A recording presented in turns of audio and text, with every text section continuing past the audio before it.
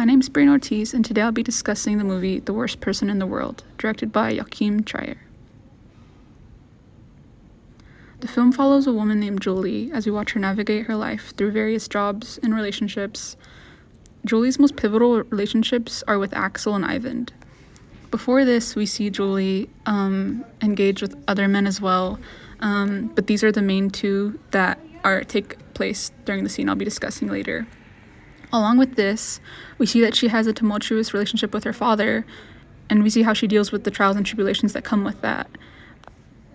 This also impacts her relationships with Ivan and Axel as well.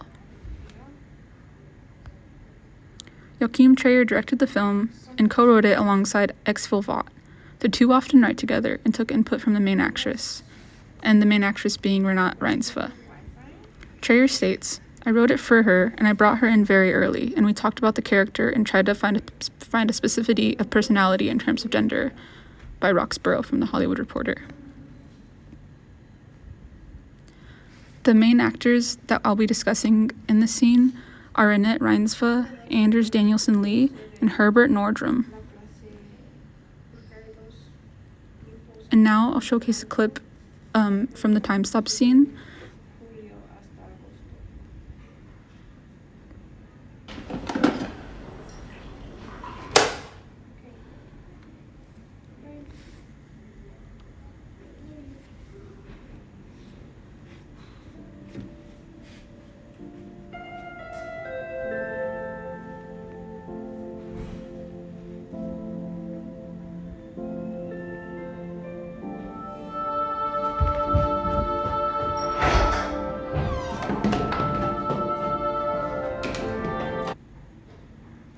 After this, we see Julie run through the city, and everyone's moveless. It's like stuck in time. At this point, it's kind of close to the midpoint of the movie, and prior to this, we can see Julie and Axel having issues. Julie is unhappy with her current relationship leading up to this point, and prior to this, she met Axel at a party, and they had relations that were not appropriate.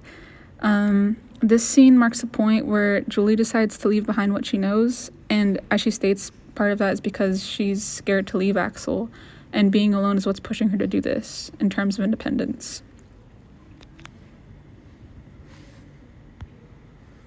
As there's no dialogue for this particular section, the scene relied heavily on the atmosphere.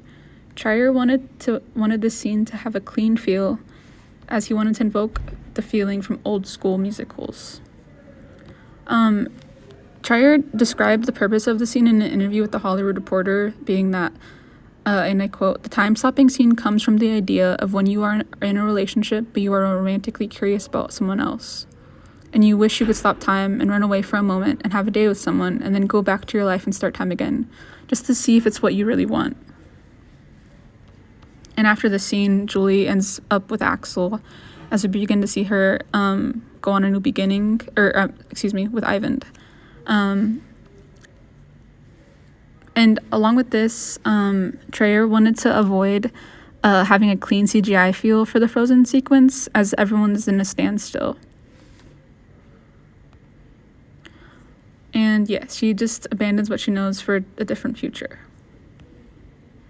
The requirements for this scene were that they had to have choreography days set aside in order to practice people standing still. Part of this was having the actors just stand still as best as they could, because he wanted to avoid using any CGI, so a lot of the people that you see in the scene are genuinely just standing there, and there were minor tweaks for other little distractions. Along with this, there was custom-made props later in the coffee shop sequence to make it look like there's coffee being poured out but frozen.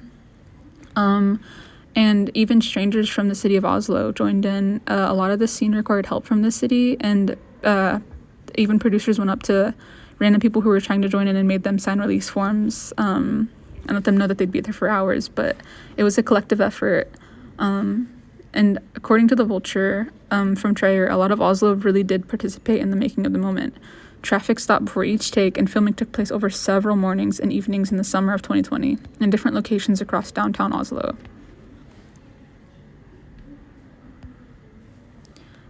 Due to the nature of the scene, the issues that took place with this were stray cars coming into shots, which required CGI, and other mechanical issues with props falling over, such as a bike falling over due to the sand not going into place as well.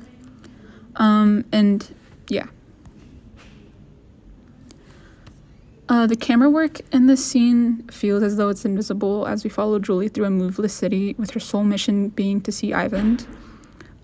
And the scene had multiple cuts and various blocking techniques in order to weave through the crowd and then get static shots from side point of views.